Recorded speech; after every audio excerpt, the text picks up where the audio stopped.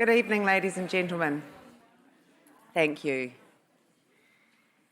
Thank you so much for joining us on our third event this week. This is the third in a row, and I would say probably 30 or so people in the audience have come to every one, so thank you for that incredible commitment.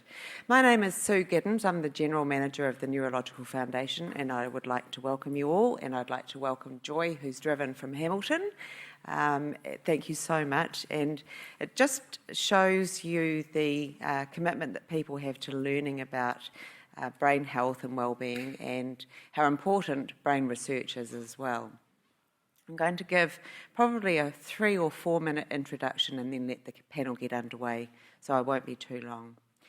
This is the last event that we're going to be holding during Brain Awareness Week, which is a global initiative, and it raises awareness of the importance of brain research, not only as a way of ending neurological disease, but also for ensuring that everyone optimises brain health as they age.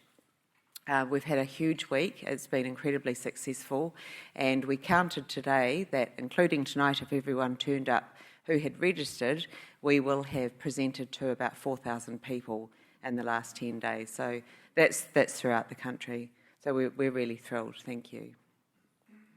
Tonight is all about plasticity. Can I just have a show of hands of who has heard of the term? Amazing. Amazing. That's incredible. Absolutely fantastic. Well, I'm not going to ask you to explain it. Our panellists tonight will describe what it is, and they'll also give you a little bit of an overview as to how it is applied in their work each day. So brain plasticity is also known as neuroplasticity, and it refers to the brain's ability to reorganise itself by forming new neural connections throughout life. Now, don't worry about any of these big words, because we're going to explain them as we go. Neuro is for neuron, the nerve cells in our brains and nervous systems, and plastic is for changeable or malleable or modifiable. Neuroplasticity allows the neurons in the brain to compensate for injury and disease such as stroke and neurodegenerative disease, and to adjust their activities in response to learning, experiences, memory formation, and to changes in their environment.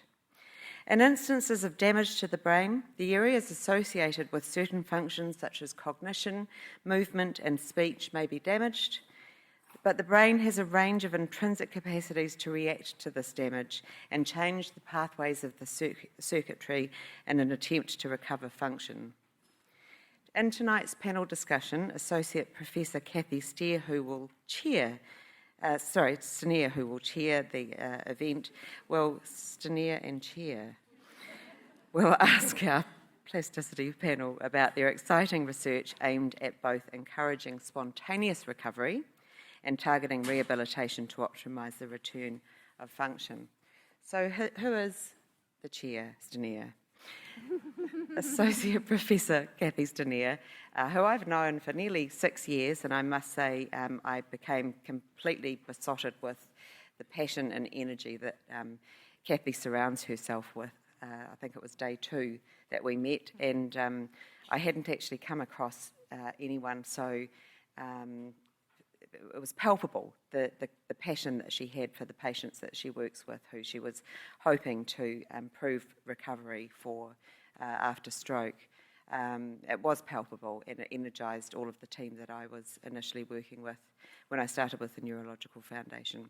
Kathy is a clinical neuroscientist in the School of Medicine at the University of Auckland, and she works with many other leading scientists and clinicians, so she's got quite a special role in that she is able to work with algorithms and other big words in the scientific side of things, but then in the clinic with patients as well, and she will explain that.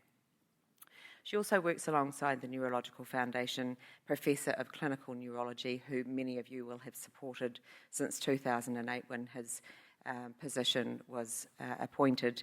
His name is Professor Alan Barber, and those of you who have had affiliations with the stroke ward or the outpatients clinic will know Alan well. Kathy's research activities focus on translating discoveries in neuroscience into clinical practice. She's an expert in movement neuroscience and uses a range of neurophysiological and imaging techniques to study how the brain controls movement in both health and disease. By studying how the brain adapts to or compensates for the structural and functional disruptions caused by stroke, Kathy and her team have been able to identify opportunities to enhance the recovery process, very important obviously for someone who has had a stroke. She is currently investigating a range of techniques for promoting neural plasticity, and you will hear that term tonight, which is a change in the number or the strength of connections between brain cells, or the neurons that we were talking about. Neural plasticity is thought to be responsible for much of the recovery of movement, communication and other functions after stroke. And Kathy's current studies are testing whether or not non-invasive brain stimulation, drug treatments and coordinated movement patterns can promote plasticity in healthy adults and the recovery of function in people who have experienced stroke. She's also developing clinical methods so these techniques can be optimised for individual patients, and that's tailoring a rehabilitation program for patients per patient. Her work has been published in the Lancet Neurology, and many scientists get to the end of their career having never been published in Lancet Neurology, so that's a big achievement early on in her career, and has generated a great deal of media interest. Kathy is the chair of the Neurological Foundation's Scientific Advisory Committee, so that is the committee that oversees each of the 2 grant rounds that we have each year that applies the money, the funding to research, kindly generated by donations from our members. And Kathy is also a member of the Foundation's National Council. She works closely with the media liaison team. I wrote that, and I am the media liaison team, so we work closely together. However, the media now know her so well and love her so much that they go directly. I'm not required anymore.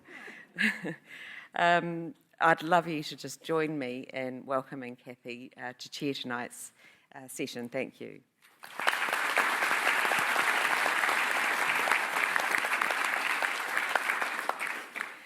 So I get to start tonight's session off, and I've got a question for you, Kathy. Brain research history is old. We know that from the eras of Hippocrates, and if we read through our history books, we know that there was hole drilling into skulls and all sorts of dastardly stuff going on. But the concept of the plastic brain is quite new.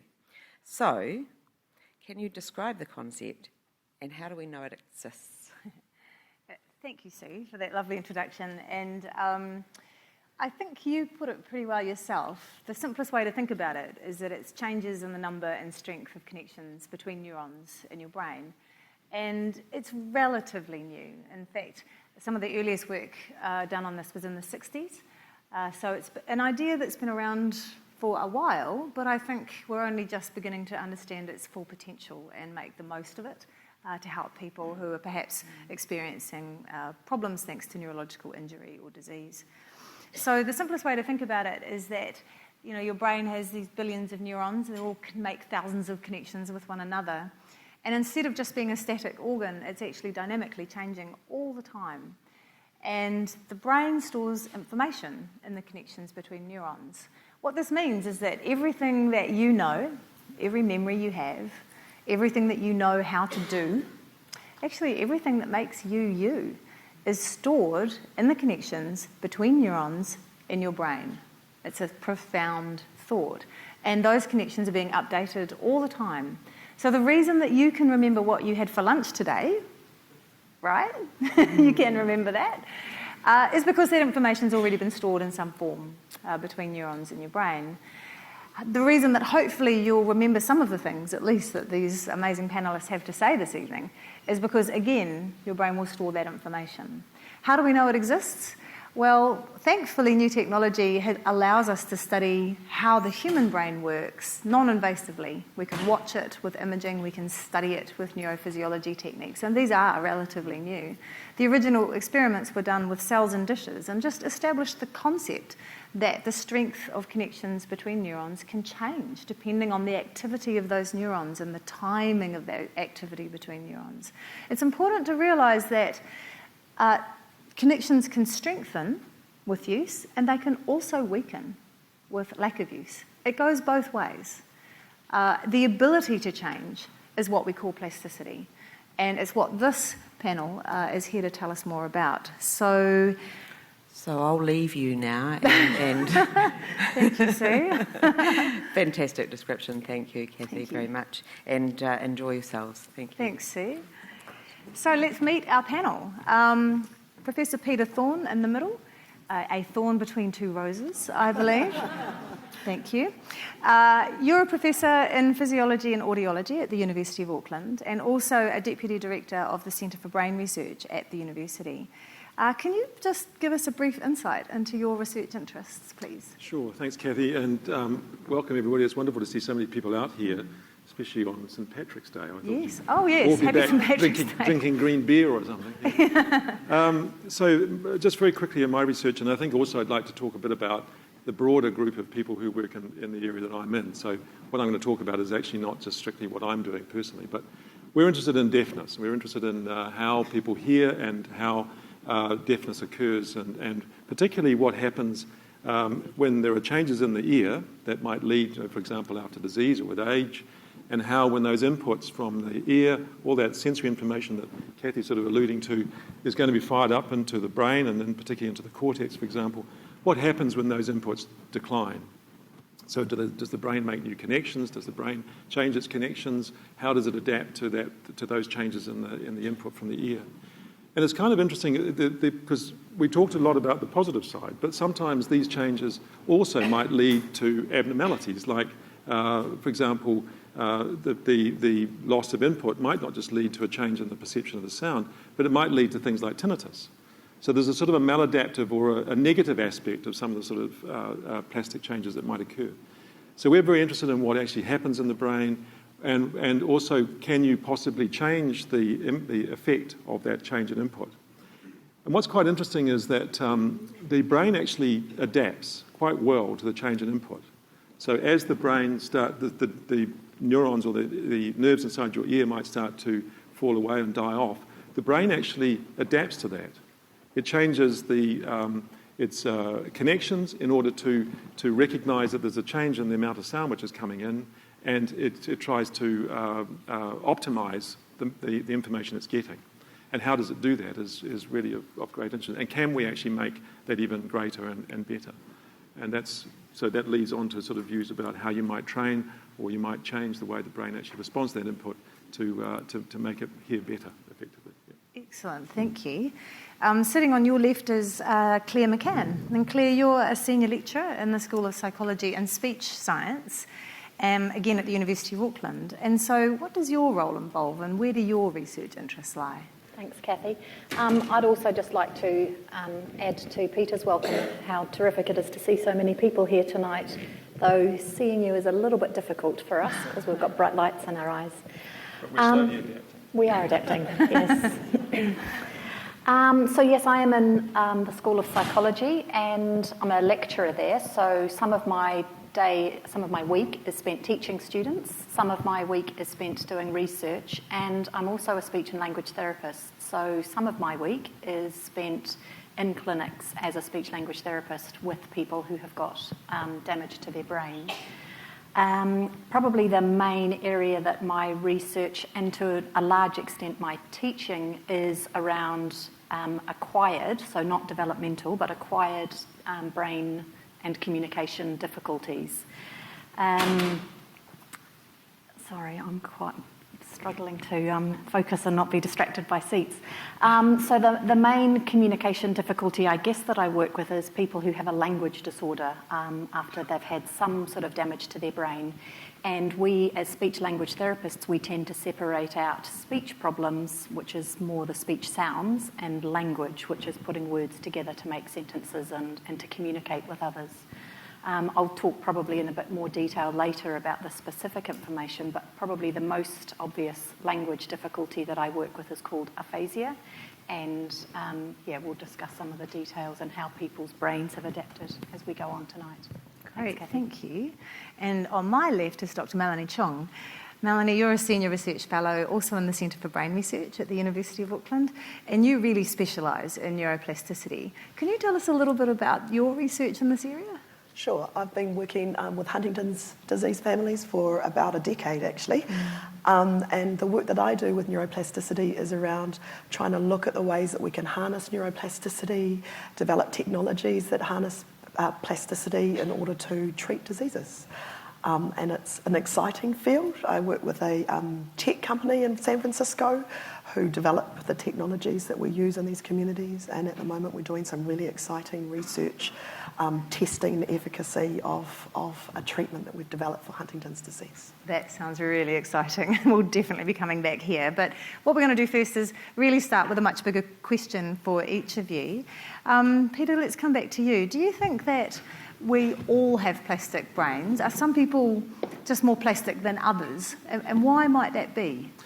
Yes, we all have plastic brains. Great. You may, they will. Yeah, that's right. So that's it. We don't need to discuss it anymore. Oh, okay, we'll go home. I mean, I think you made the point is, about plasticity. I mean, it's actually about everything that we do.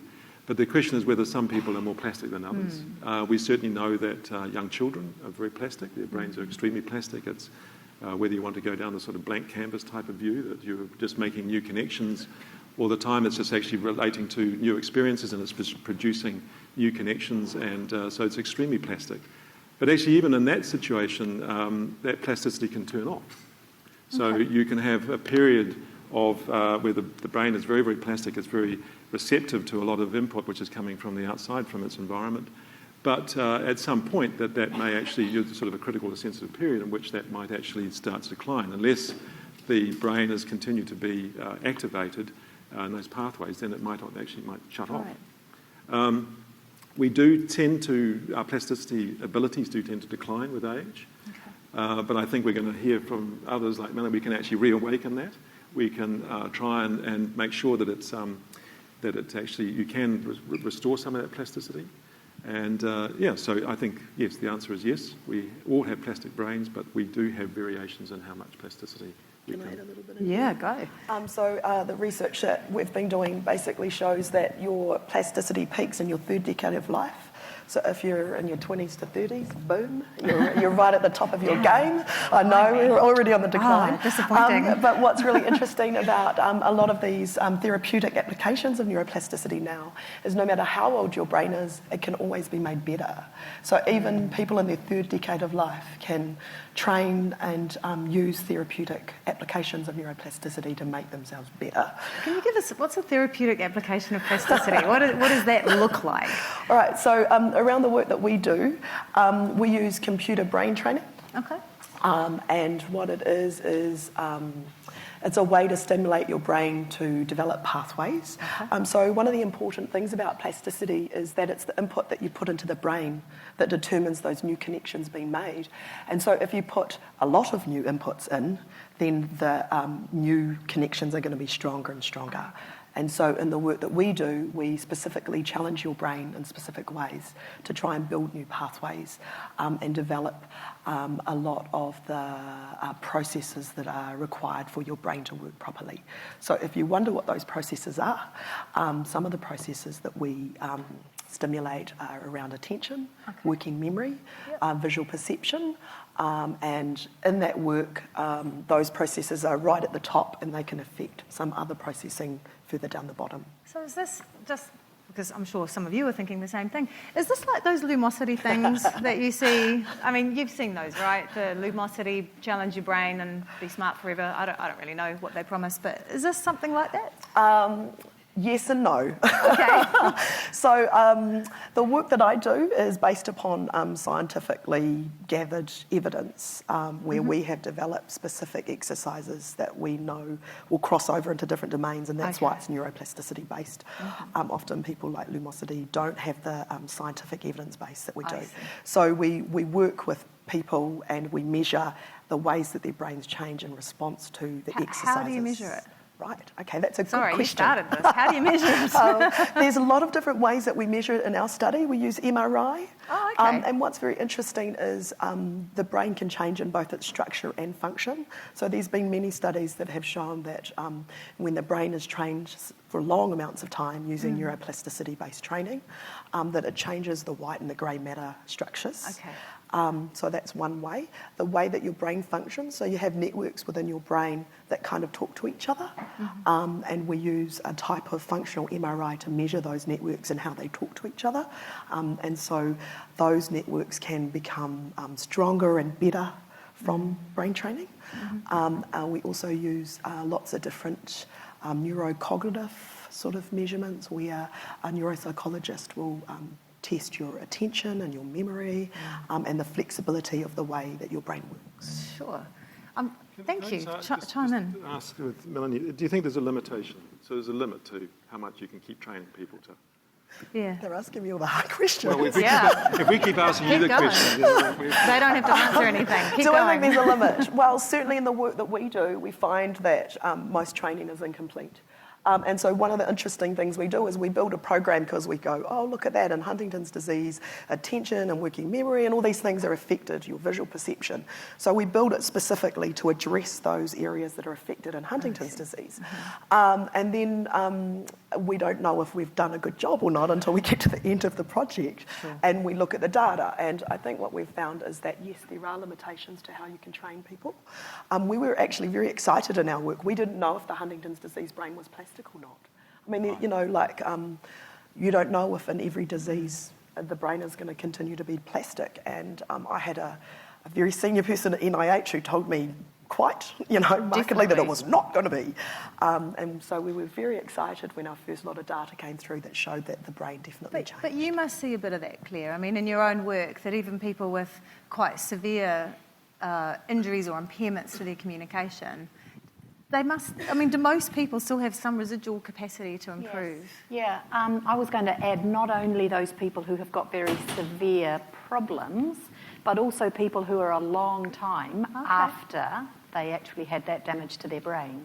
Right. And I guess for a long time we thought that you had to get in quick and maximise the time immediately after the damage to the brain. Let's say we're talking about a stroke, for example. So very quickly after the stroke, then you should be looking at providing input to try and increase and improve what the brain can do. And, well, about a year or more later, it's kind of tough. There's not much that can be done. And yet, actually, there is some lovely research to say even a long time after damage to the brain, people can make changes, can improve, and the plasticity in their brain is still there. Well, I think you know, this. We see the same thing in my own stroke research. We're interested in the recovery of movement after stroke. And it's definitely the case that people make their most rapid and largest improvements early, but they can continue to change and improve for the rest of their lives. And the difference is between garden variety plasticity, which is what we're all blessed with for our entire lives, and there's kind of a supercharged version of plasticity that happens in those first weeks and months. And so I think it is important to capitalise on that. It's a unique sort of environment chemically and biologically in the brain soon after an injury like stroke, and it is important to make the most of that time. But even once all that's done and dusted and the brain's sort of back to its normal state or new normal, it can still change. Plasticity is with you till the moment you take your last. So I think that's actually a really hopeful message, isn't it? Yes. That you can continue to make slow but steady improvements. Or at the very least, you won't go backwards. And I think that is actually an issue too for people after brain injury. Sometimes with time, you can slip back and lose some of the gains you initially make. So it's continuing to practice that helps people stay as good as they can be and continue, hopefully, to make some improvements. So practice is an important word that we've sort of skirted around. For the three of you, how do you see practice or repetitive task performance? What role does that play in each of your areas of research? Go, Peter. Go, Peter. Well, I mean, I think it's really important. I mean, whether it's repetition, I do wonder about that. Yes, whether repetition is the issue or whether you should be actually doing more complex tasks. variety and might variety. actually be important. Yeah, I'm not so sure about just strictly repetition, but in the auditory area, use is really important. So and it's not just about actually necessarily listening to things and sound, but it's also how you might be using that sound and using that how it's actually interacting with your visual system, looking at people speaking, for example, that's reinforcing what's going on in your brain because your visual and auditory systems are connected together, they're working together. So you keep on enhancing that through those sort of training paradigms. So that's really, really very, very important. But what we do see with some of these things, like, for example, the cochlear implant, some of you people might be aware of the cochlear implant. So if somebody's has a very, very severe deafness where the sensory part of the ear is not working, you can put an electrical device into the inner ear and it'll stimulate the nerve fibres electrically. And it's the most remarkable. If you wanted evidence of plasticity, it's most remarkable because it's just extraordinary what people can do with that device.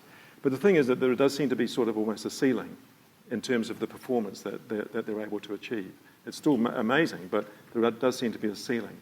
And the question now, in a way, is how can you actually improve that? Is it just because you've got to perhaps improve the device, or is it actually improving how the brain is receiving and using that information? And that comes down to the possibility of different sorts of training paradigms and maybe even ways that you might wake parts of the brain up using other techniques, artificial techniques, to wake it up to make it much more plastic. So training and use is really critical. Yeah. Melanie, how does use come into your work?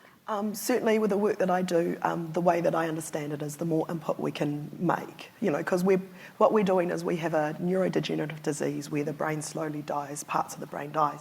And what we're trying to do is we're trying to strengthen those parts so that they don't die.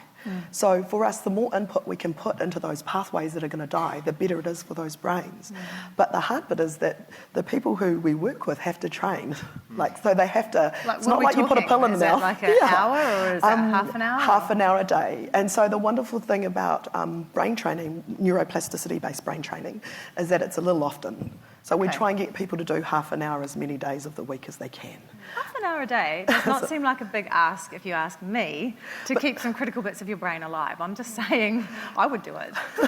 Not everyone can, though. And that's what's been really, really interesting. Do they get tired? Or? It's a number of factors. Yeah, okay. And one of them might be that some people in our population are a little bit apathetic. Like, that's a part of the disease. But certainly with us, in terms of the training, it has to get harder and harder and harder. And that's how neuroplasticity works. We continue to challenge the brain. But it can be quite hard because if you make it too hard, nobody wants to train. So you have to kind of get the happy medium between being able to obtain a goal and being rewarded for that goal. So we use a lot of operant conditioning. That's kind of like you get a reward if you reach the goal. But then it's going to get harder and harder and harder. And in fact, in my work, that's one of the hardest things to do, is to decide how hard to make it. Manage that progression. Progression's a big part of therapy as well, isn't it, Claire? So this must come into your work. Absolutely, and I was going to pick up on the fact that because I'm a therapist as well, I have come from a background of working in a hospital setting and providing therapy, and anybody here, and I know that there's quite a few speech language therapists in here, so I hope I'm not going to get shot down for saying this, but there's a real danger in thinking that going to a once-a-week therapy appointment is all that somebody needs. And this kind of 45, 60-minute appointment once a week is really not enough. No. And we know that intensity is so important, and picking up on the half an hour a day, something every day is needed in order to keep the brain plastic and to actually benefit from all that work that's being done. And even picking up on Peter's point about repetition, if it's just the same thing every day for 6 weeks or 6 years, it becomes so boring that people stop doing it. So it's about having some element of repetition, enough to keep the brain working, a little bit of a challenge and making it slightly harder as you can achieve it, and then progressively making it harder, but actually doing that every single day and not this once a week nonsense. Absolutely. I think that from the point what's really important is to recognise that the brain is very complex. Oh yes. And it sounds, it's a given. But the point is that we tend to think about these things as being single systems. So, like for example, in my field, you might say, well, look, just give them more sound. Sound input is the key thing because you're trying to activate those sound pathways and the auditory part. But the auditory part's connected to the visual part, it's connected to the motor part, it's connected to everything. And so you're and you don't operate in an environment where all you're doing is listening to sound. So it's actually about having complex tasks and actually doing what the brain does, which is deal with complexity. It's a very good point. Yeah, and I think sometimes therapy is broken down into something a little bit too basic. I think that's what we see sometimes with recovering movement after stroke. It's just a little bit too simple. And in fact, there's been some fantastic work out recently looking at how people recover walking after stroke. And they had people who just did the normal thing, which was just practice walking. That seems pretty straightforward. And they had another group who practiced walking, but they also walked backwards and sideways and around obstacles and up and down stairs. And more than that, instead of just walking where their heart rate barely budged, they were made to work hard, and they were working at 70% their heart rate reserve. So they were huffing and puffing, and they actually did better. They did better in their walking outcomes because it was challenging. And so the theory there is that they were able to stimulate a greater plastic response and better learning by having a more challenging and more varied experience for the brain. Because like you say, that's what the brain deals in. The brain deals in complexity. So we can't make it too simple. If it's not hard, it's not changing your brain. That's one way to think about it. Yeah. So, coming back to language for a second, Claire. Actually, for both of you, Peter, you talked at the beginning about this idea of a sort of a critical period, that we might be more plastic at some times in our lives than others, and particularly when we're young. So is this why it's so much easier to learn a second language when you're little, and almost impossible when you get to third form and they're trying to teach you French? Has anyone? Yeah, I've experienced that. It's language, just so your speech hard. language. Well, you guys can think about that one together. Well, there's also another little thing. I mean, I was looking at Peter with a smile on my face because I work at the Tamaki campus out in Glen Innes, St John's. And the cafe owners there are a delightful Korean family, and I'm learning Korean.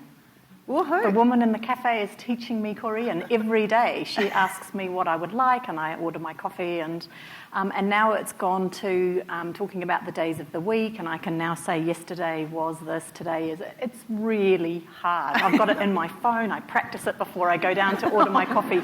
It certainly makes ordering a coffee an exhausting process, and I feel like I've earned it. Yes. But it is really hard. You know, I'm not young anymore. So why is that then, brain scientists? Why is it so hard to learn a second language once you hit your teenage years and beyond? Yeah, I mean, it's not a quick, easy answer, unfortunately. There's so much involved in language. In order to be able to use language, we have to have our input modalities and obviously some kind of an output modality. So we have to be able to hear, we have to be able to understand what we've heard, we then have to be able to formulate a response and have the capacity or the mechanism to be able to produce a response. There is so much complex processing, going on when we use language. And, you know, we do it all day, every day, without even thinking about it. I was just thinking before about what are the sorts of things that use language in a typical day. You actually have to be able to read and understand the best before date on the milk bottle in the morning when you're putting it into your cup of tea. That uses language, and we don't even think about the number of times in a day we use language. Understanding bus timetables, reading a book, going to see a movie, sitting here tonight, getting here tonight. You know, there's just language used all the time, and it is very tricky. It's a whole complex process or a series of processes and processing. And at any point that can break down, and that is what's so problematic for the sorts of people that we work with who've got communication difficulties. Yeah. So instead of perhaps actually having learnt the different words, you've learnt the process of being able to deal with the language and how to interpret and how to use that language. And you can apply that to other languages. So that's probably more around the issue than...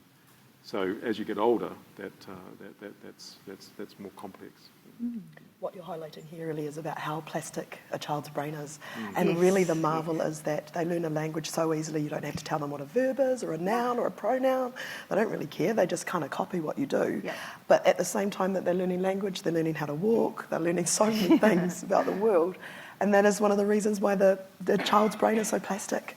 And in fact, that's one of the things about enrichment. I remember being at this talk at a scientific meeting where they were talking about the marvel of the brain with plasticity is about being stable enough that you can remember something, but being able to change enough that you can adapt. Yes. And their explanation for older brains being less plastic was that when we're older, we don't tend to expose ourselves to new new things. And so Okay. our brain doesn't need to be plastic. So the solution for that is, if you have an older brain, you've really got to expose yourself to lots of new things. So our plasticity gets rusty, basically. Yeah. I mean, It does. So what you've got to try and do is waken it up. So And- what's your advice then, people, for these good Well, people? I mean- how can we keep our plasticity at a nice optimal level where we can change and adapt? Well, the thing is actually just to engage in social contact. You're engaging and you're performing motor tasks, intellectual tasks, maybe learning another language. Even if you can't, the point is that you're trying. Yes. And so you're actually trying to do more complex tasks. Music, for example, and playing a musical instrument is food for the brain. Yes. And because you're doing so much, you're using auditory, you're using motor skills, possibly visual skills, everything. Your brain is particularly active. And you see that those parts of the brain that are involved with music actually expand and become much larger or much more, if you study them, say, with an MRI, they become much more intense. So that's the sort of thing I would suggest, yeah. Do you have anything to add, Claire, to our healthy brain plasticity recipe? I'm surprised that we've Learning got... Korean. Learning Korean. We're well over half an hour into this, and nobody has yet used the expression use it or lose it. Yeah, I rather we've done suspected well. it would have come up before now, but essentially, we've got to use our brains. And whether it's, like you were saying, Peter, physical activity, intellectual activity, cognitive activity, whatever it is maintaining an active brain as much as we can throughout our working and living day. I'd just like to add one thing. You just talked about activity. The other thing is actually what's very good for your brain is activity, is exercise. And that's another thing which we do need to get across, is that there's very good evidence that exercise will promote plasticity. Yes. There's very, very good evidence around, obviously, exercise and stroke and all these other things that go on. So actually maintaining a healthy body and a healthy blood supply to your brain is very, very important for having good brain function. So what sort of physical activity are we talking about here? I don't think Marathons. Don't scare me. Don't scare me. No, I think the idea is it's not necessarily really excessive activity. Right. It's really continual activity. It's activity which is standard activity that you would use, gardening and going for walks. Going for walks and doing things. You don't have to go out and run marathons. Yeah. Excellent. Yeah.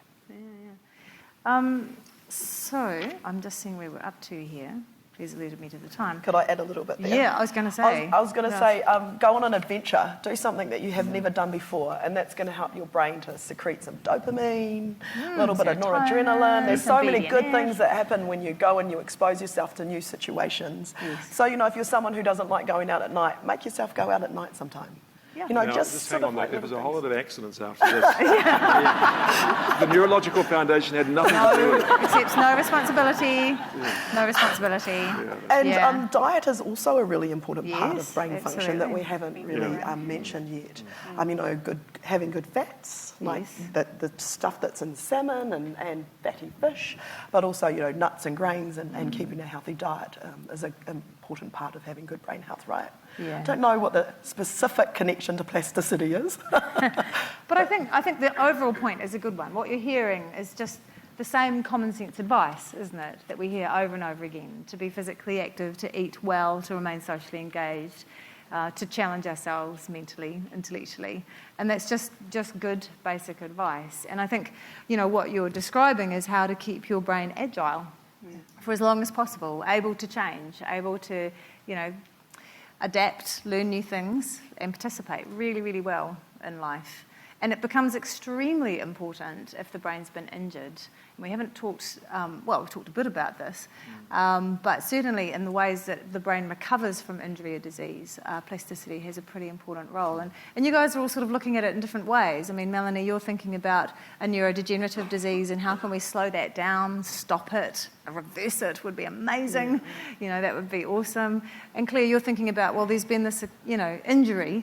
Now, how do we help the brain use its plasticity to recover as much function as possible for that person? And Peter, you touched on cochlear implants before, which is it's not exactly an injury, but it's a very big challenge. It's a massive perturbation to the brain that it has to adapt to be able to function well. Would you each like to comment on Do you want on that? I mean, the cochlear implant is a very interesting indicator of plasticity. And so let me just give you the example here. So the ear has about 30,000 nerve fibres that come out of the ear and they go into various parts of the brain, and they then go up to the cortex where there's an array of fibres that will detect and process all the different frequencies of sound, the different pitch, and so forth. So when you lose the sensory cells inside your ear, there's no input to those nerve fibres anymore. So the brain actually adapts to that. It says, well, those nerve fibres that were doing that part, coping with that part of the sound, I don't need to use those anymore. So it turns them off in a way, or they become useful for other parts of the ear that's actually working. So that part is not actually then functional. But when you put the implant in, so that's a plasticity. It's actually injured. It's already injured than in plastic. A way. Yeah. So then when you put the implant in, it just responds. It just comes back. And that whole part of the brain then starts to get activated. Now, the key thing there is how long can you leave it when in its injured state before you can actually activate it again. And there's it's actually pretty good. You can, and especially as an adult, it can be activated up quite a long period of time and you'll still recover a lot of function. But in a child, if that child hasn't learnt language or hasn't actually really activated that part of the brain, then it gets taken over by other systems. The brain says, well, it's not being used for hearing. I'm going to actually use it for vision. It's going to be something else is going to be occupying that space. And so once you then put the implant in, if the child's a lot older, getting into their teens, then you can't activate that region again. There's nothing to pick it up. So that's a measure of the sort of, there is a limit to the plasticity in the sense that that has all been changed over to something else. But that's just remarkable. The brain can just, it's adapting to the injury and then it's adapting to a completely different signal. But the most remarkable thing is if you ever listen to what a cochlear implant is, it's electrical. It's an electrical noise with some pitch to it and some semblance of sound. But for a young child, they hear and develop language, develop speech, and can hear and participate in a way which somebody who's with good hearing. Wow. So they've adapted. Yeah. It's To using a signal that would make no sense to me, which would make no sense to you. They can make sense of it. Their brain has learned what that input means and contextualised it, and they're functional. Yeah. That is incredible. So again, it's about the input, right? So if Yeah. you get the input from sound, your brain can hear the sound. But if your not brain getting never any receives what sound is those electrical impulses, you're not going to know what sound is. It is remarkable. So it's the input you will have. For me, it's probably, like you were saying, people who are functioning perfectly well and then something happens in their brain, maybe a stroke, maybe a brain tumour, some kind of an infection, and from that moment onwards, they've got difficulties with communication. And I mentioned before that the main area that I work with is people who have aphasia. There's somewhere between 16 and 17,000 people in New Zealand who have aphasia. And it's quite staggering that a lot of people don't know what it is, haven't heard about it, even though there are so many people who have it. And I guess for most of us, our language centre is in the left hemisphere of our brain. Not for everybody, but the vast majority of people. And what happens is if somebody has damage to the left hemisphere of their brain, they're highly likely to have a language problem. Probably aphasia, but it could be one of the other language or communication difficulties. And what we have found, what has been known for a long time in the research is that the brain is able to adapt moderately to the difficulty or the stroke, the tumour, whatever it is, and the person can often find other ways of communicating or can at least try and communicate. Some of it is using the right hemisphere, so a similar part of the brain but on the opposite side. And it's not a straightforward, simple, if you've lost or wiped out some of the left hemisphere, then the right takes over. It's nothing like as simple as that. But there is certainly evidence to say that some parts of the right hemisphere are able to help, and the plasticity of the brain enables the right hemisphere to be able to pick up some of the difficulty that's happened because of the damage to the left hemisphere. And it might be that other parts of the left hemisphere are able to pick up some of that function as well. And in a small number of people, both actually happen. So they've got adaptation and change and improvement in the left hemisphere, but also in the right. So there's quite a lot of evidence to suggest that, after somebody who was functioning perfectly normally has some terrible damage to their brain, they can actually repair and improve function to a certain degree, which is different to what you do, Mel, with people with a degenerative condition. It is, yes. So in the work that I do, can you remind me what the question is? I'm sorry, it's been a while since you asked it. Well, that's a good point. I've been so busy listening. I know. I forget where we are we started. talking about our work and how we use plasticity in our work? Sort of what's the injury related, okay. yeah. And it's different in your situation because there's not a lot of one injury that you're rehabbing from. You're sort of going in the other direction. I mean, after something like a stroke, for example, people are at their worst right at that time in that first 24 hours. And then what we hope to see is that they slowly improve and recover over time. But with neurodegenerative diseases, what happens is you tend to just slowly get a little bit worse over time as things break down. So it's almost the exact opposite. Yeah. But there's still a role for plasticity here, right? There certainly is. So for us, it's about building resilience. And we'd like, there's been some studies where they've done it with dementia, well, not really dementia, it's like mild cognitive impairment. But certainly in our work, in Huntington's disease, there are three sort of categories of symptoms. You have mood, motor, and cognitive changes that take place. And what's very interesting about this disease is that no two people are the same. So you might have a mum whose child has Huntington's disease, and the way that the child has the Huntington's disease, despite the fact that they've got the gene from their mum, is quite different how their mum has it. Now, that makes this disease quite hard to study. But for us, we felt very hopeful. We thought, wow, that has to mean that there's got to be some environmental impacts. So that's got to mean that the input that you receive is really important, right? And so the way that we've designed our study is that almost everyone that gets Huntington's disease gets very early cognitive changes. And those early cognitive changes are in things like emotional recognition, attention, temporal processing, working memory. And so the way that we've designed our study is to specifically stimulate those pathways and ensure that they are receiving input through the brain training so that they get strengthened. And our theory is perhaps if we can strengthen those processes, those early processes that become very dysfunctional early on, can we slow down or stop the other things from happening? Because we certainly know speed of processing, when that slows down, it can lead to things like depression and anxiety that you see in Huntington's disease. And the other thing is because there's so many visual components to Huntington's disease, so they have issues with saccades, which is kind of, the way that you scan and take information in. And that can affect, there's a lot of evidence that shows that it actually affects visual working memory because there's not a constant source of information that's coming in. You're just kind of getting little bits and your brain gets a bit confused. And so we think maybe if we can specifically address that, and we do have a lot of visual perception exercises that we treat our patients with, we think that perhaps there's something we can do to address that working memory problem. And if we can do that, does that mean that we can improve motor? Because there's so much feedback that your eyes give your body in order to move. Yeah, so that's kind of what we... these flow-on effects. Yeah. So in a way, what you're talking about is, Claire, you're sort of talking about rehabilitation, and in a way, you're talking about prehabilitation. It's more preventive as opposed to after the event. So that's two quite different ways that we can think about plasticity and how we can try and harness it and promote it. So very quickly, because I realise we're nearly there for our time. That's okay. So some big questions for you. You're all doing quite different things with your research, but they've obviously got this common theme of the brain, how it changes, and understanding that better. So how critical do you think the sorts of research that you're doing is here in New Zealand to the future of brain health for Kiwis? And I don't mean the birds, I mean New Zealanders.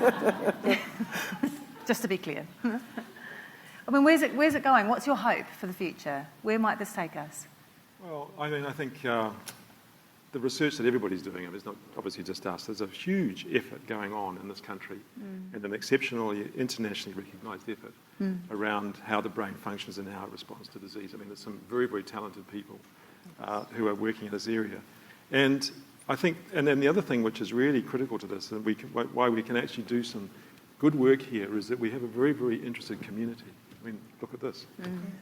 People who are interested in what's going on and the science that's going on here, and really hungry for information, but not just information, but good information. I mean, what you're trying to do, Mel, is to actually put some empirical data around these training programs, so that what you can actually put out to people is that here is data, here is a training program which is actually proven. It's not just something which somebody dreamt up and decided to put on the internet and you can sell. That's right. Yeah. And so I think the hope for us is that we will be able to take data, take information that we've actually got, that we've created ourselves, but also because we have connections internationally, and put that into the community so that people will know what sort of exercise, how to look after their brains, how to treat, what sort of things do they need to keep their brains agile, as you talked about, and alive. And I think that's why this research and the things that we do, and so many others do, is critical for people in brain health in New Zealand. Do you have anything to add to that, ladies? Yeah, I do. I was just going to say that because we work in the university, we're public servants. Yes. And, we are paid to do research by taxpayers. I mean, of course, we are taxpayers ourselves, but there's a really strong public good and a desire and a need to actually do research that matters to New Zealanders. And, of course, there's some international benefits. But I just feel a really strong sense that we need to do research that is needed for New Zealanders, needed by New Zealanders, and actually makes a difference to the lives of New Zealanders. Otherwise, I think we're in the wrong job. And it's really important that we just remember that the research grants that we get, they're largely funded by New Zealanders. And They are, absolutely. So that leads... Go. Yeah. May I add that one of the exciting things about working for Centre of Brain Research is that there is an emphasis on clinical, scientific and community engagement. And, for me, I work with Māori communities that have Huntington's disease. I'm on the coalface a lot. It's exciting, and we get really inspired by all of you guys who, come and participate in our work. I mean, I ask every participant that I work with, I ask them to train for 100 hours. It's spread over almost a year, but that is a lot of time. And so I recognise that I couldn't do the work that I do without working with these wonderful communities who give their time and their energy, and then they come in and we test them for a whole day, and we do that 3 times, and they drive from a long way away. So for us, the community part is a really, really important part of the work that we do, because if we didn't have people like you guys to inspire us, then the work we would do, we wouldn't kind of know who we were doing it for, first of all. Right. But second of all, we kind of need you guys to help us to do the work that we do. Right. Yeah. And that feeds nicely. I think you've answered the last question, Sorry. Mel, but that's all right. For the other two, so just finally, what motivates you in your work? I'm the same as Melanie. I'm motivated by the people. I had a really interesting experience last Saturday at Brain Day. I don't know if the man I was speaking to is even here, but I've known a man for 3 years. He had a stroke 3 years ago, and I've known him as his speech therapist on and off over those 3 years, and he has very severe aphasia. Despite all of the therapy, he can probably say 1 or 2 words, and one of them is equivalent of bloody hell, because he finds it so frustrating. But this man did a speech at his son's wedding 2 weeks ago. Oh, please. And it wasn't a long speech, but it was a speech from the heart, and he said absolutely beautifully that his new daughter-in-law looked beautiful, and he welcomed her to their family. And it took 8 months of practice every single day for hours and hours, and he just delivered the speech. There wasn't a dry eye in the wedding, and it was just so motivating. I mean, it was a delight for me. I was crying when he and his wife were telling me on Saturday at Brain Day. It was just really inspiring, and I thought, that's why I do my job. Yep. Yeah, very That's definitely. right. Peter. Hard act to follow, I Peter. can't Sorry. add that.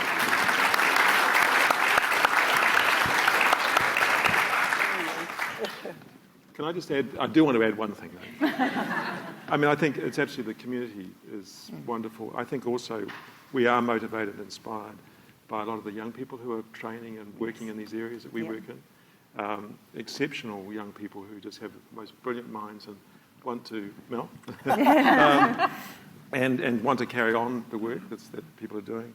But I think also we are also motivated by the opportunity to discover things. Yeah, it's true. And I think that's something which drives us too. Yes. You can't take that away either.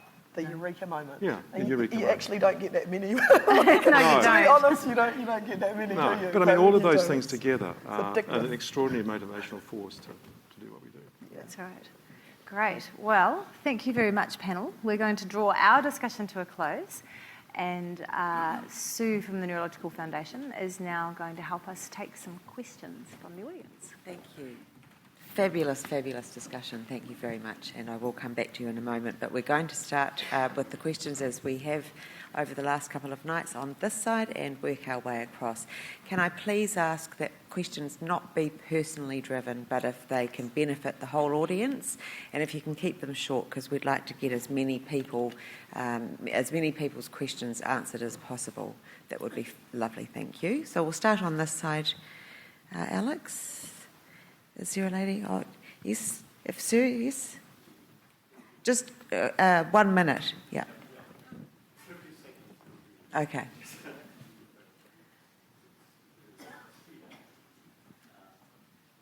Let me herald a dichotomy on our side in community where some other approach to the health is there. So could you envisage existence of a inner body field, a system of energy information for our physiological and metabolic processes are dependent on.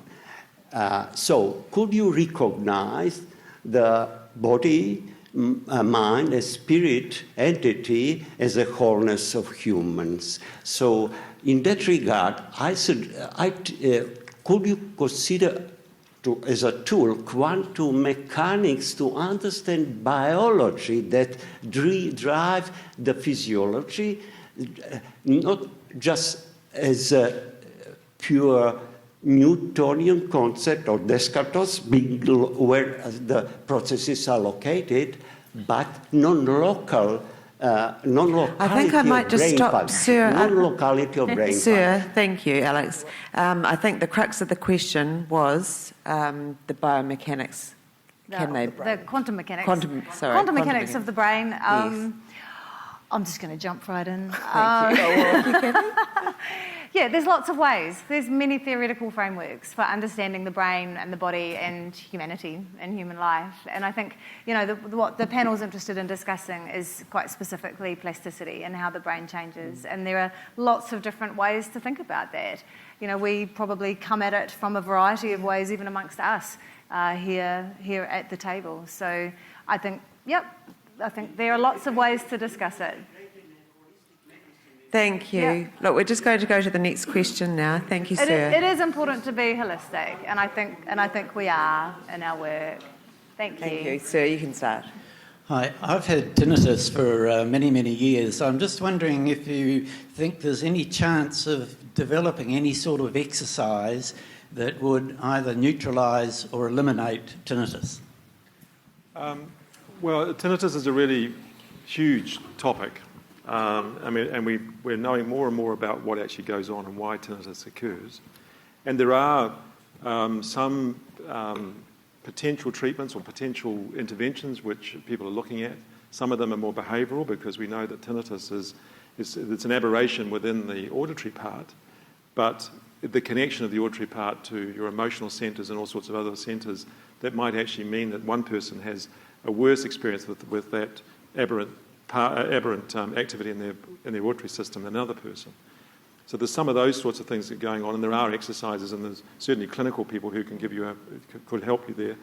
But there's some interesting other things going on around the use of activating parts of the pathway using, for example, stimulation of the skin and various other things to actually try and induce or reorganise the disorganised pathways in parts of the brain that might be actually delivering the tinnitus.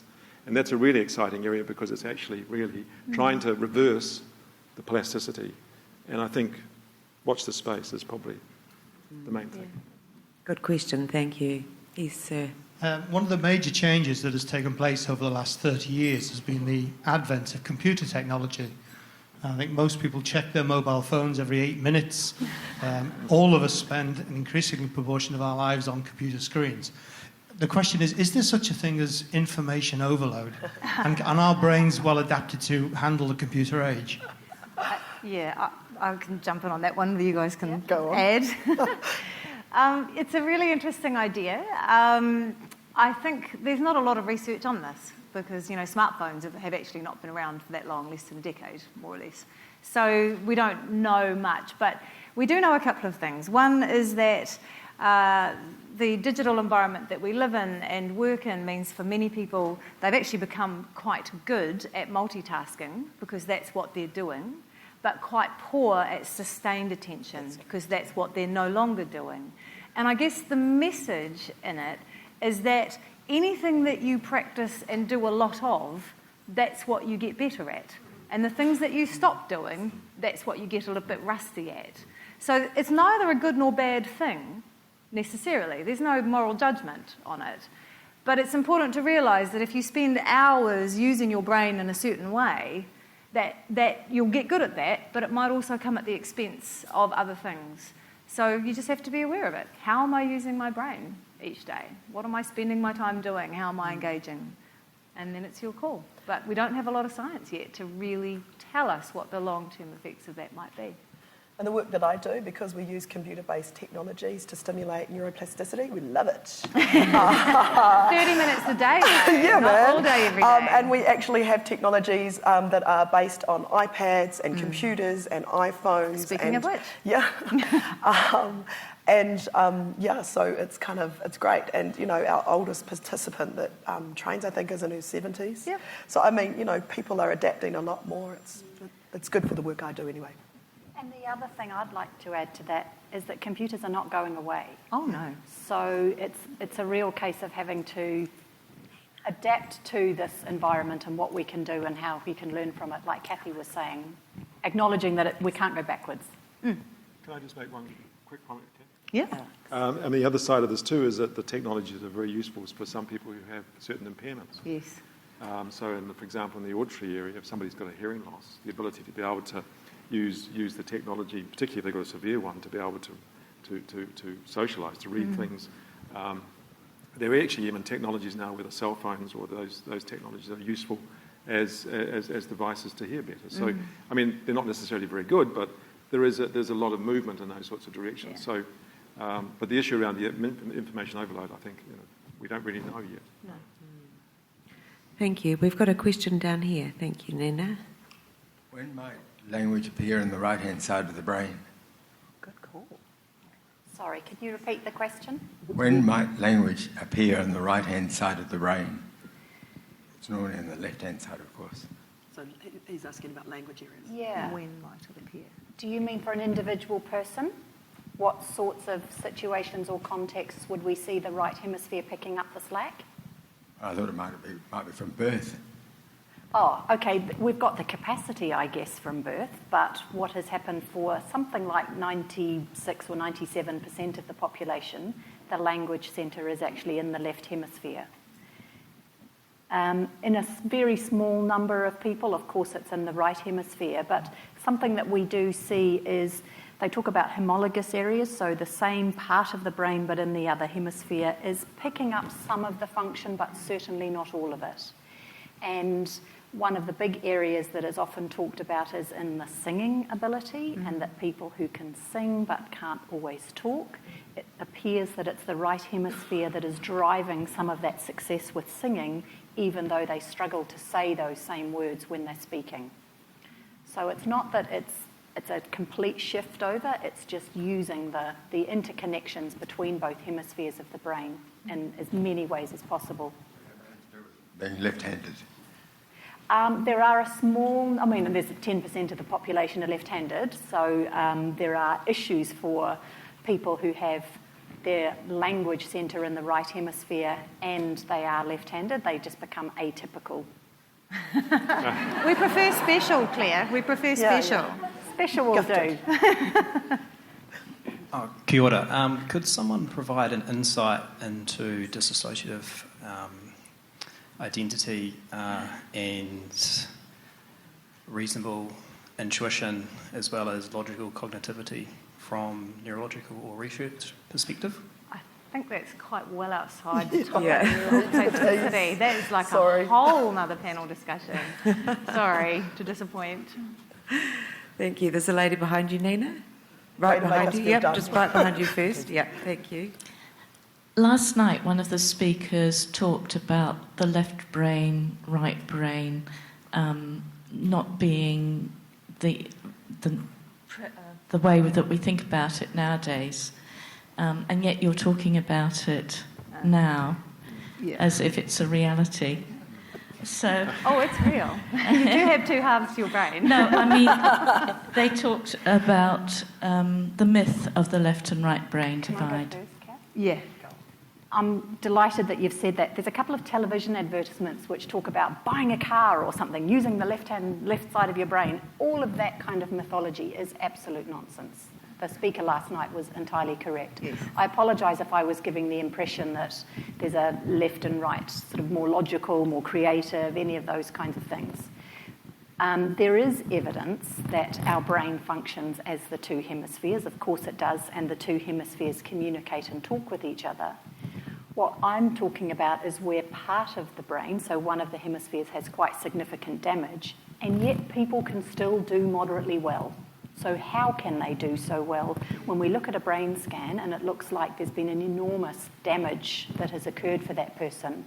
So then what scientists have done over many years is gone looking to see how and why is it that people can actually function moderately well despite having quite significant damage. Kath, did you want to say something about that? Yeah, the context last night was about creativity, and what we now know is that, in fact, creativity relies on a network of areas throughout your whole brain, both sides of your brain. It's not that your left side is all analytical and your right side is all, creative and musical or whatever that is. It's much more complex than that. But it is true that the brain has specialised areas. So the left side of the brain controls movement on the right side of the body. That's the way we're all built. And vice versa. The right side of the brain controls the left side of the body and movement. And sensation crosses over as well, whether it's from your body or from your eyes. So the two sides of the brain are specialised in that sense. But that dichotomous idea that you're a left-brained person because you're an accountant, or you're a right-brained person because you're a painter, thankfully that's done and dusted. That's not how brains work, and certainly not how we think about them anymore. Does that answer your question? Yes. Yeah. Thank you, Kathy. We've got one up here. Alex, thank you. Just a quick comment before the question. So my 12-year-old son is quite correct. He needs to practice being on the internet. Sorry about that. Sorry. Only if that's what he wants to be really good at. And that's the discussion you need to have. He does. Oh, damn. My question is about the role of exercise when you're actually learning new tasks. And you were saying that you need to be working at 70% of your heart rate. What evidence is there about the difference between 50%, 70%, 80% for... So just to clarify, that was chosen because walking is a physical task. And so in addition to all the things happening in people's brains after stroke, there are things that happen to your body. And so if you're not able to walk very well, you decondition quite quickly. You lose strength in your muscles, you lose suppleness and flexibility and stability in your joints. And so it is actually important, and you lose cardiovascular fitness. You'll lose fitness measurably in 24 hours of bed rest. It's amazing. So a person who's in hospital with a stroke, they decondition very rapidly. And so the reason that the researchers wanted to get them to work harder physically was not just because we know that is also good for your brain, right, to get lots of good blood flow up to your brain, but because they wanted to recondition their fitness, recondition their muscles, their bones, their joints, just have the total package, and it seemed to be quite effective. what we were talking about earlier, the importance of physical activity to overall brain health and brain plasticity and learning, I don't think you need to be aiming for 70. I think most of the research tells us that moderate exercise, which raises your heart rate and breathing rate, but isn't necessarily a full run, so a brisk walk, is actually adequate. And that's been shown to increase the blood flow through your brain by as much as 20% just when you're sitting at rest, if you regularly exercise. Having 20% more blood flow through your brain when you're just sitting there reading or learning or talking, that's a good thing.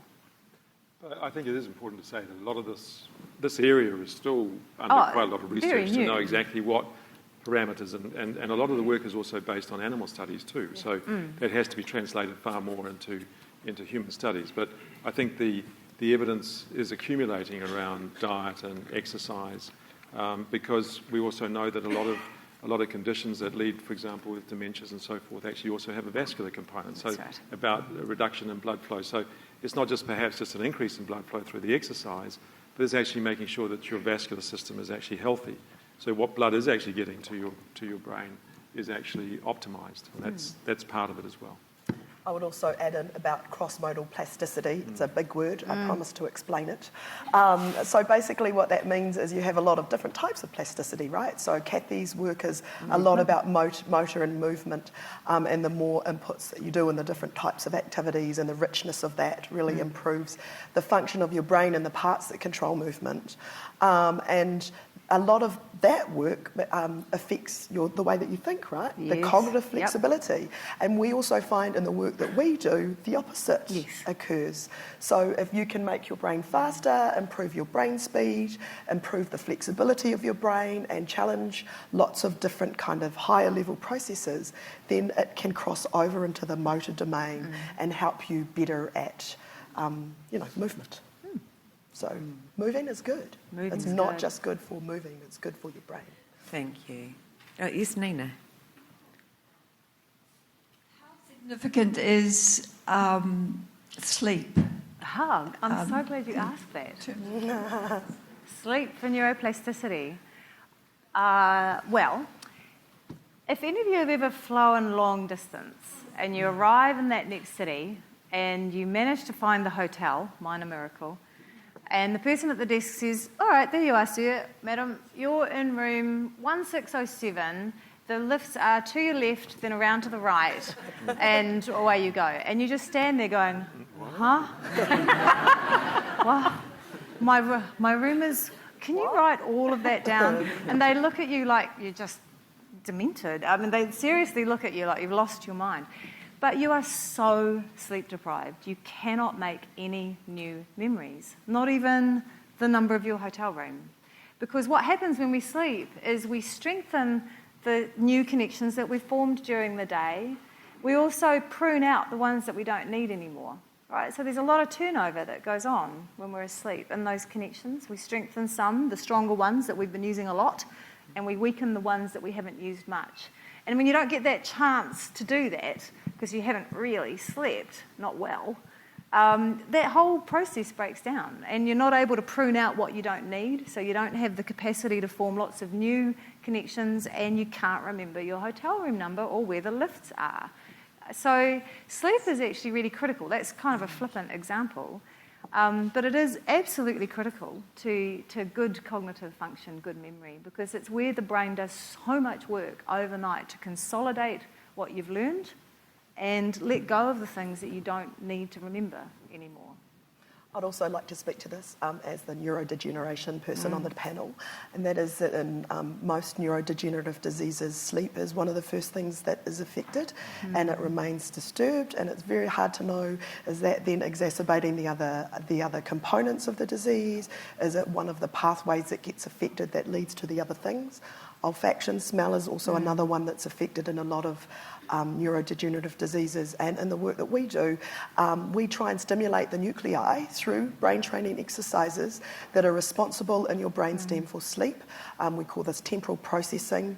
And so there's actually a lot of exercises that we can do around actually around rhythm and music and auditory stimulation to be able to exercise those parts of your brain, and it recovers.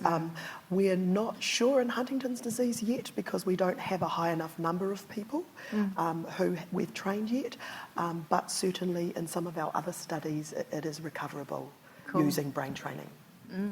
That's the great Thank you. wonder of it all. It can just keep changing. Nina, yes. As it's coming up to dinner time and I want to feed my brain, I was just going to ask the panel if any of them eat turmeric and whether they think there's anything in the turmeric research. We're all very silent, you can see that. I can't comment too much. I mean, I don't eat turmeric.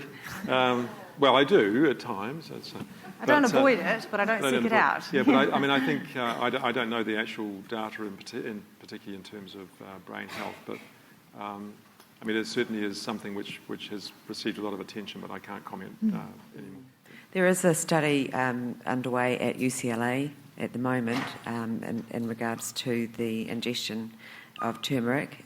Dr. Gary Small, who the Neurological Foundation hosted in Auckland and Christchurch with lectures last week and meeting leading brain researchers, talked about that in his Auckland talk.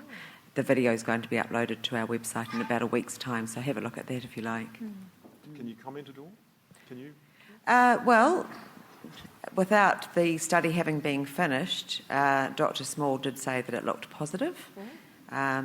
Is it antioxidants? Antioxidant, Right. yeah, properties, yeah. So, but I think that was combined with a number of other lifestyle factor improvements as well. Yeah, there's never just one thing that's going to make the difference. Alex has been patiently waiting. Yeah. I'm presuming that if somebody has suffered a traumatic brain injury, an MRI is normally used to ascertain where in the brain the injury has taken place and the extent of that. That's the first part of the question. Yeah.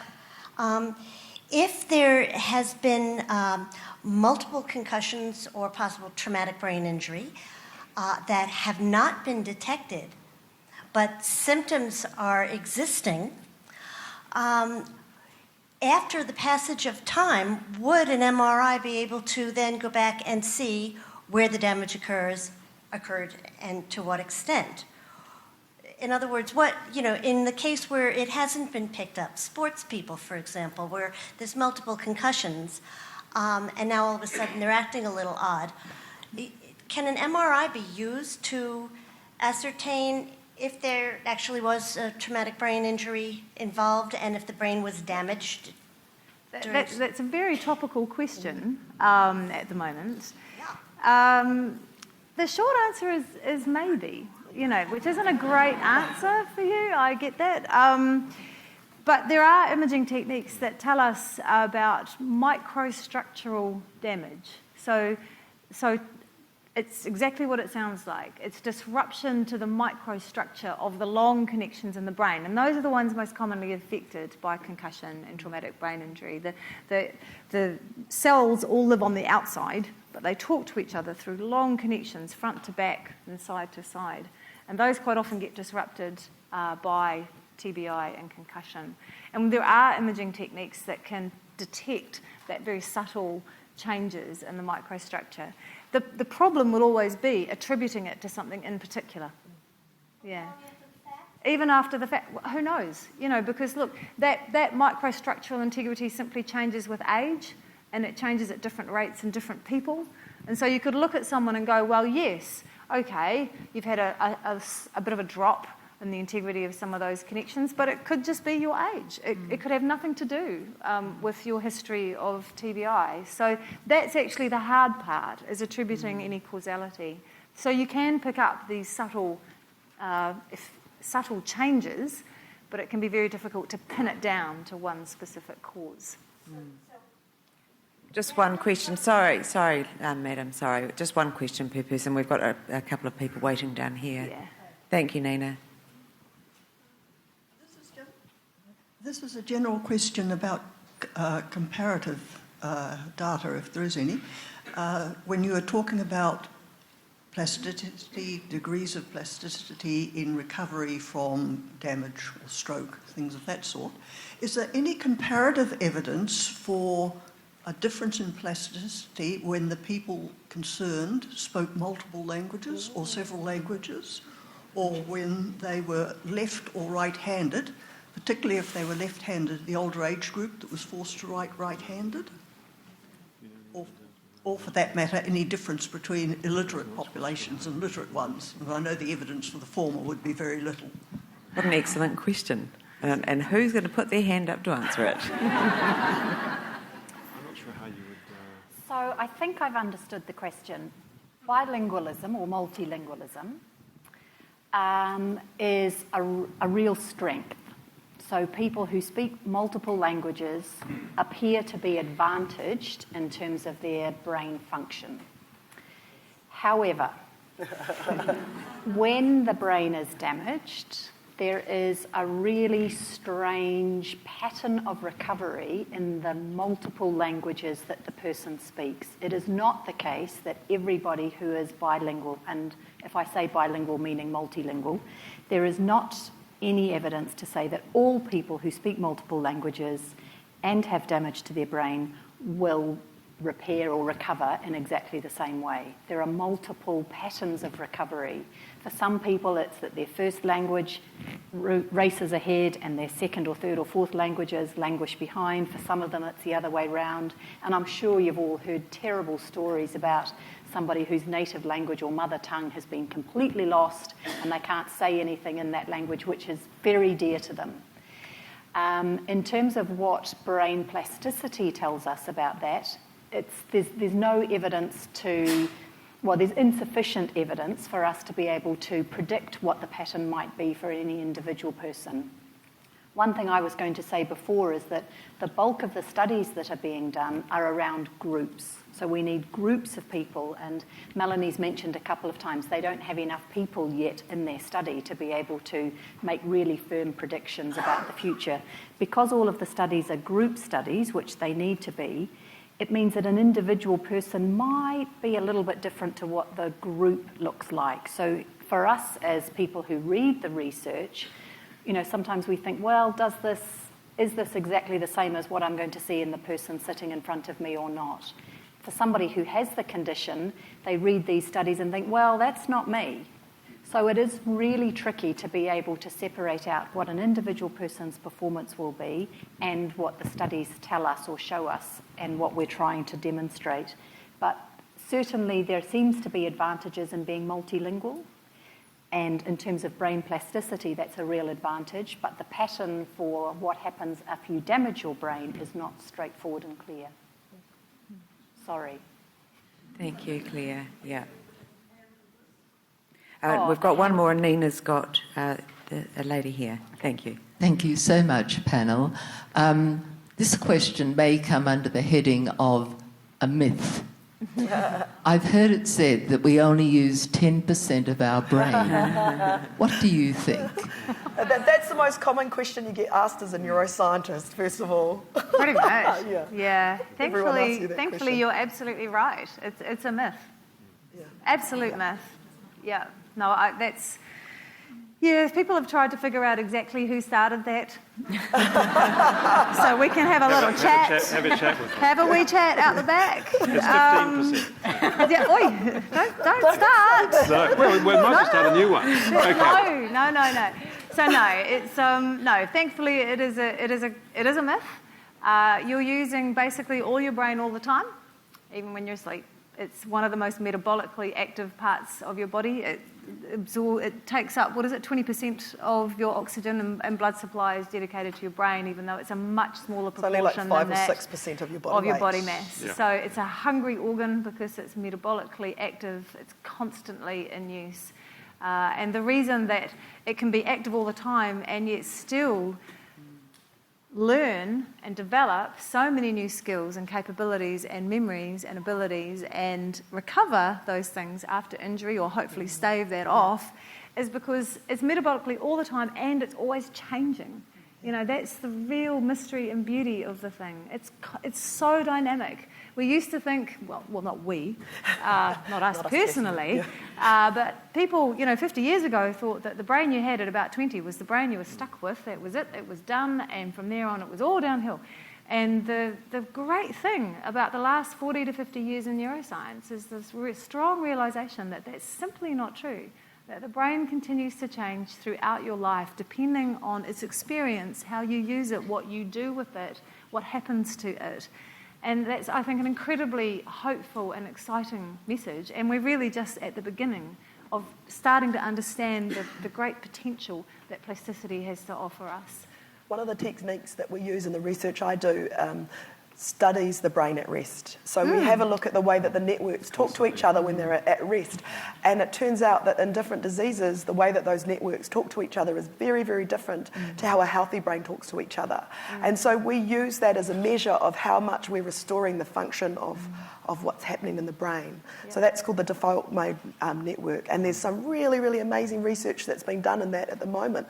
But for a long time, they just thought it was noise. They just thought it was noise. It's just kind of only in the last kind of 10 years, they've gone, hang on, let's pay a little attention to this. It's really important to recognise that the brain actually is a whole series of networks that are all just communicating with each other all the time.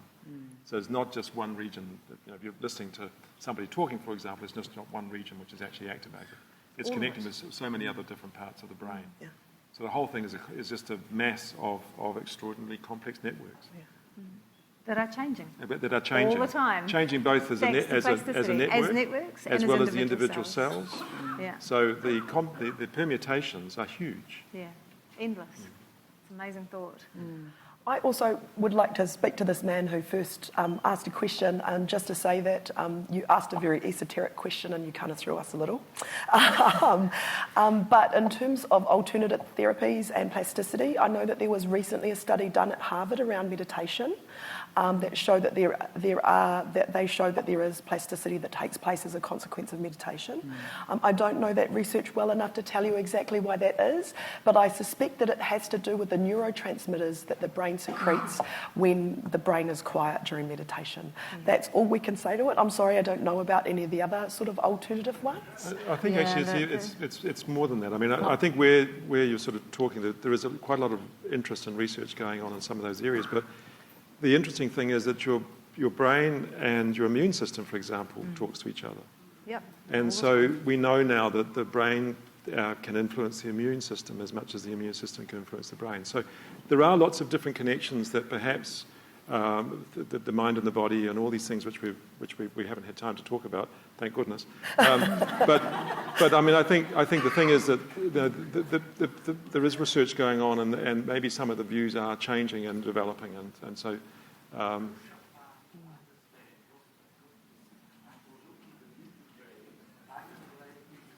I'm sorry, can't. We can't. Sorry, we can't. We'll get you to ask a question. Be happy to talk with you after. Look, ladies and gentlemen, before everyone leaves, can I please just have a little bit of quiet in respect to the panel and a few other people that I want to acknowledge.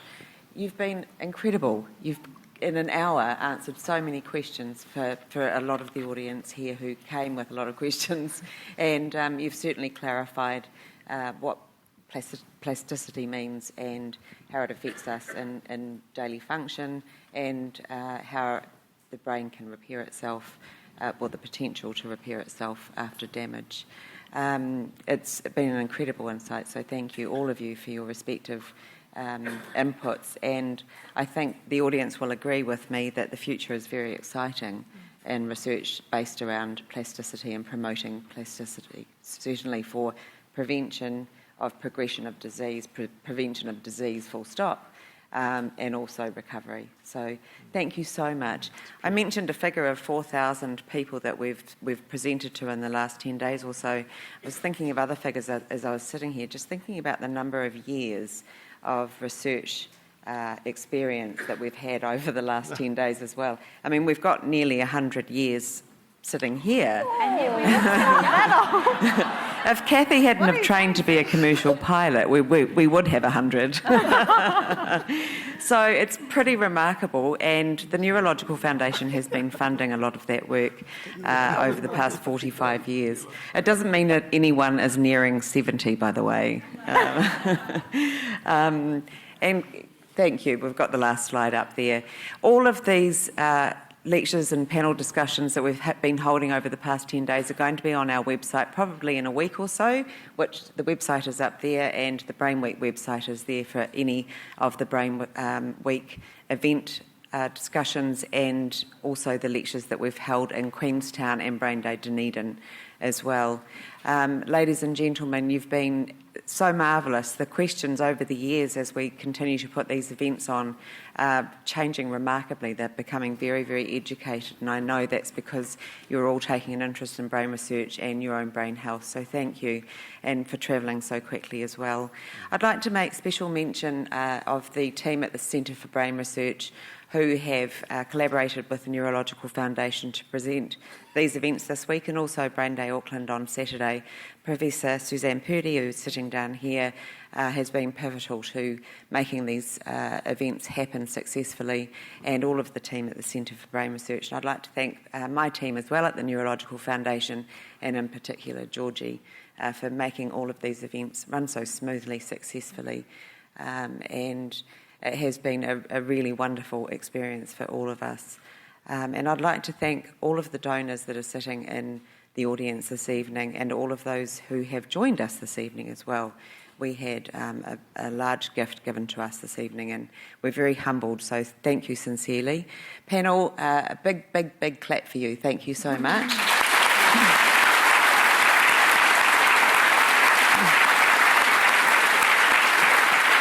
And at the rate that the research pace is travelling, I think we might have you back in a couple of years, and we'll be asking you some new questions about some new research. Thank you very much. Hope so, yeah. Thank you.